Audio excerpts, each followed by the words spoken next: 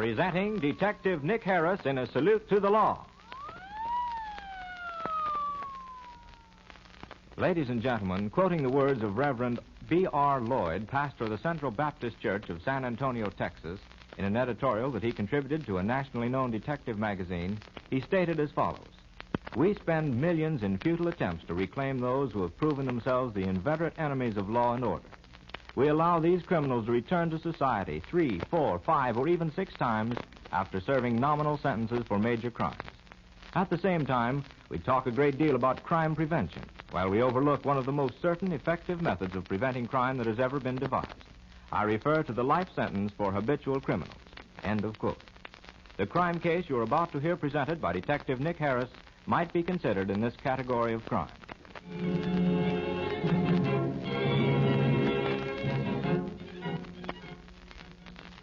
Few people realize the work that goes into the business of catching criminals, the hunches that must be played, the questions that must be asked, and the dangerous risks that must be taken.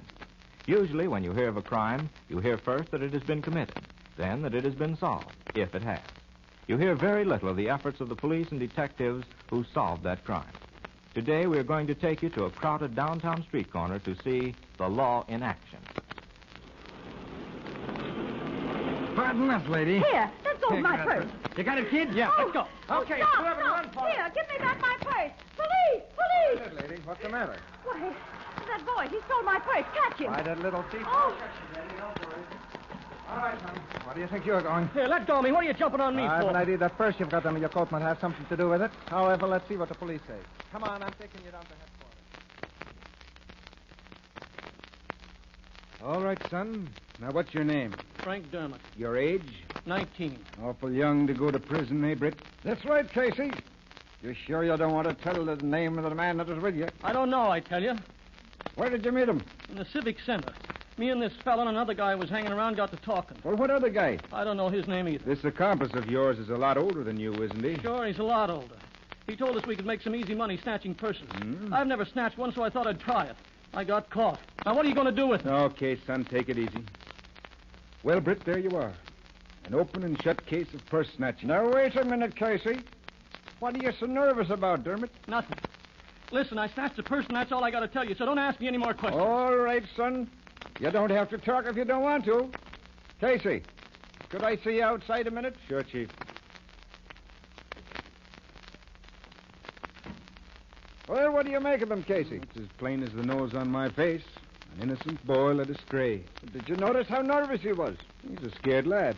He's so nervous that it makes me think there's something more to this case than purse snatching. Well, I don't like to dispute you, Chief, but I think you're trying to make something out of nothing. It's a plain case of a lad needing a little money and trying to get it the easy way. Maybe so, Casey. But you get a picture of him. Take it around to a few of the joints and see if you can't pick up the older fella. And then call on this kid's mother. Okay, Chief. But it's against my better judgment. I still think it's a plain case.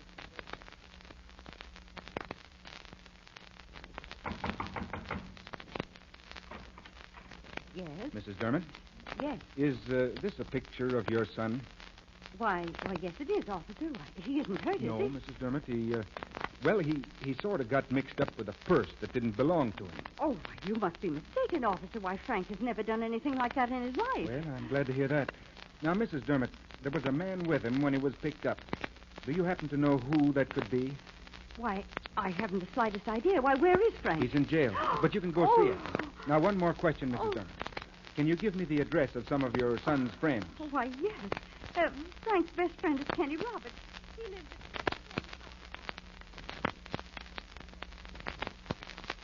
Well, Frank hasn't been around much lately. I saw him hanging around Jenkins' pool hall the other night, though. Where's that? Well, let's see. I've seen that kid in the picture around here a lot lately. He's been hanging around with a fellow named Jake Morton. If you ask me, I'd say Morton is no good. That's what I thought. Now, where does this no-good bum live? I don't know, but he'll be in here. Well, when he comes in, tell him this boy Dermott is in jail and would like to see him.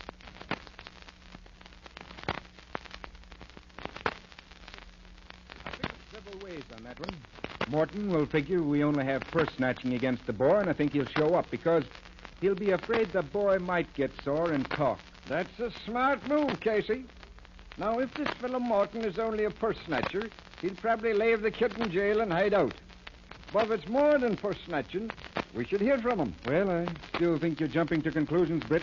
I think all we got here is a couple of purse snatchers. Yes? Tell him to see the Dermot boys, Chief.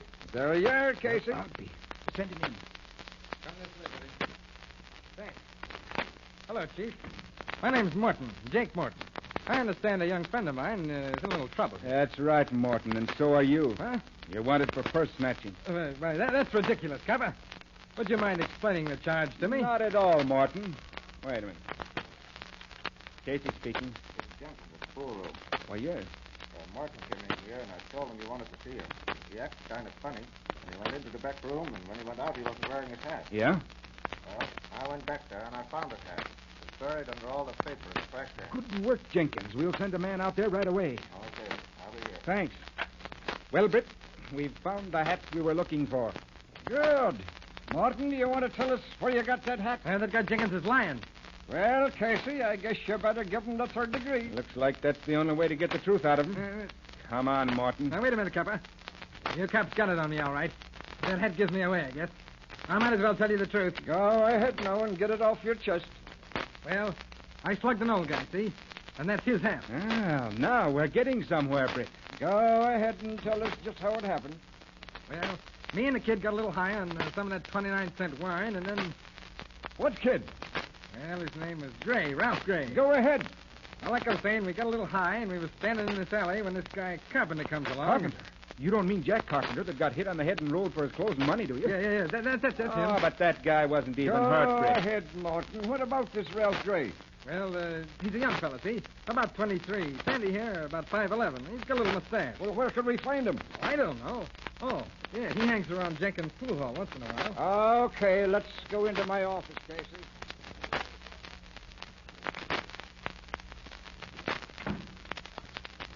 Well, what do you make of it, Casey? I make out of it just what it is.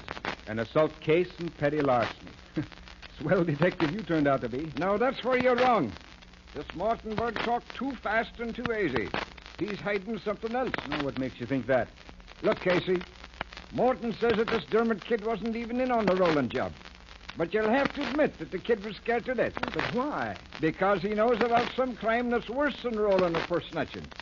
Now, you go out and round up this fellow Ralph Gray. Just as you say, Chief. But I personally think we're in for a while.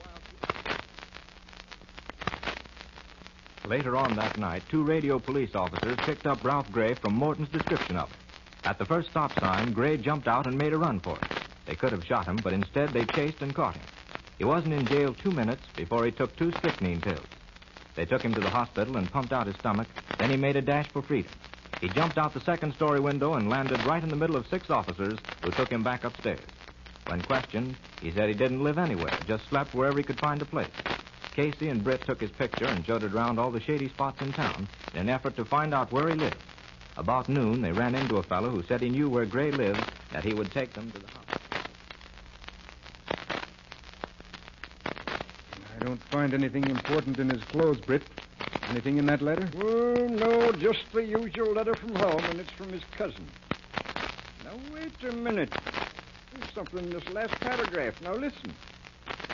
Now, I hope you don't get drunk sometime and shoot off your mouth about that thing that happened in San Diego. Because if ever you do, it'll be too bad for the both of us. What do you think he means? Well, I got it, Casey. Gray has already shot off his mouth to young Dermot and Morton. Sure. But he said, boys, I'll let you in on a little secret. I just hung me old mother. You can't tell, Casey. They talk when they get liquored up. Come on, let's get back and have a talk with Morton. I still think